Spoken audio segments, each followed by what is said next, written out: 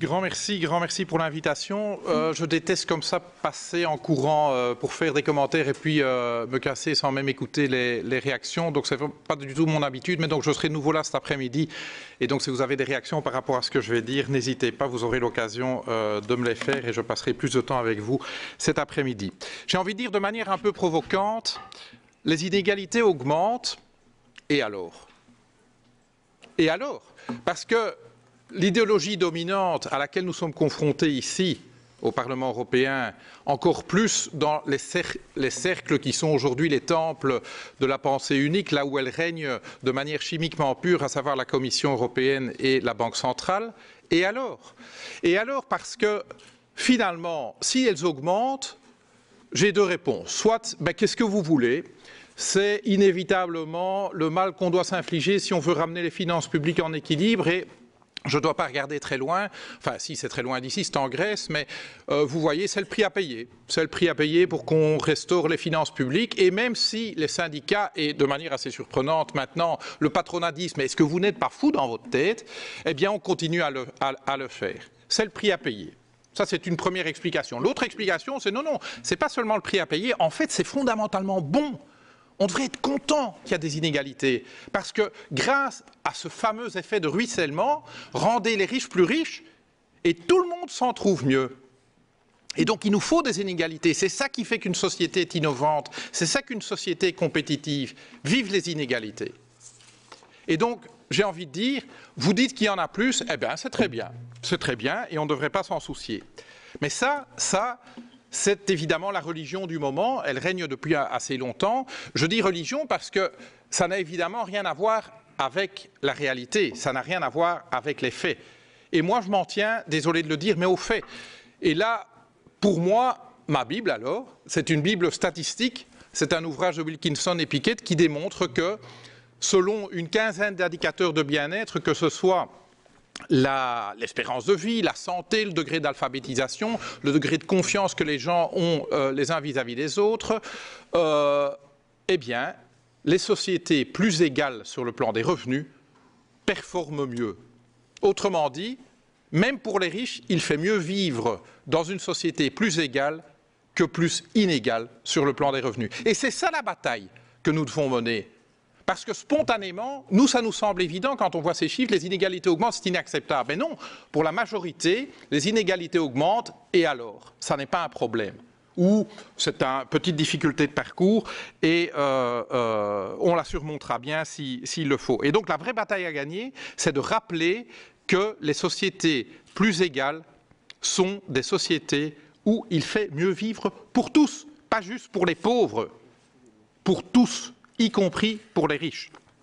Et ça, c'est une bataille de faits. C'est les faits contre la religion. Et cette bataille, on doit bien sûr d'abord la gagner ici. Et je voudrais juste prendre un exemple. Lorsque nous avons, et c'était un processus assez long, négocié ce qui est devenu le six-pack, c'est-à-dire les 6 régulations de gouvernance économique, sur le volet des déséquilibres macroéconomiques, nous, les Verts, avons poussé pour qu'un des indicateurs qui alertent les autorités européennes sur le fait qu'il y a un déséquilibre profond, eh bien qu'un de ces indicateurs soit les inégalités de revenus. Et je suis désolé de devoir dire qu'ici, avant même que nous nous confrontions à la Commission et au Conseil, ici même dans les murs de ce Parlement, nous avons perdu cette bataille. Pas de beaucoup.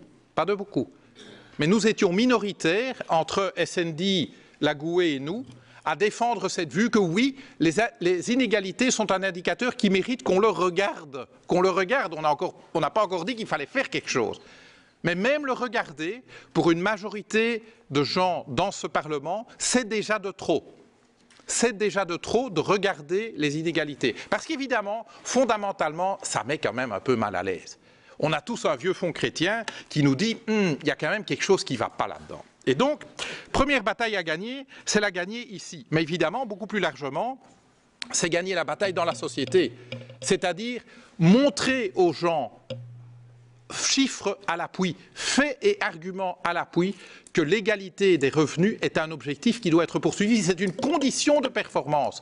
L'égalité des revenus n'est pas le résultat d'une politique économique bien menée, c'est au contraire un facteur de performance. Et que donc viser une distribution plus égale des revenus est en fait une manière d'améliorer le sort et la compétitivité de nos sociétés, si on veut parler en termes de compétitivité. Voilà, donc c'est ce que je voulais dire. Pour moi, c'est une bataille idéologique, c'est une bataille des esprits que nous devons gagner et elle est très loin d'être gagnée. Donc merci pour nous donner beaucoup de chiffres qui nous aident à identifier le fait que les inégalités augmentent, mais d'abord, il faut qu'on se rende compte que les inégalités sont fondamentalement destructrices pour la société et j'espère qu'on commence à s'en rendre compte. Je vais terminer par juste une chose qui est un exemple que d'autres politiques sont possibles. Et je vais prendre deux gouvernements actuellement au pouvoir, deux gouvernements qui mènent l'un et l'autre des politiques d'austérité, deux gouvernements dont je pourrais dire, si j'étais juste un peu provocateur, Alejandro, dans l'un, il y a les socialistes et les verts, dans l'autre, il n'y a que les socialistes, et dans les deux cas, avec les centristes et la droite. C'est la Finlande et la Belgique. En Belgique, on a décidé que, dans le cadre du plan d'austérité, on allait raboter les indemnités de chômage grosso modo de 100 € par mois. D'accord? Parce qu'on ne sait plus payer, l'austérité, enfin bref, vous connaissez ce langage, on entend ça tous les jours. En Finlande, on a dit, cette crise met en péril la cohésion sociale, nous devons donc faire en sorte de renforcer le filet en période de récession. Et donc, une des mesures phares du contrat d'austérité en Finlande, c'est d'augmenter de 100 € les indemnités de chômage pendant la crise. Et donc, le résultat de l'austérité en Belgique va être que les inégalités augmentent. Le résultat de la politique d'austérité en Finlande, c'est que les inégalités diminuent.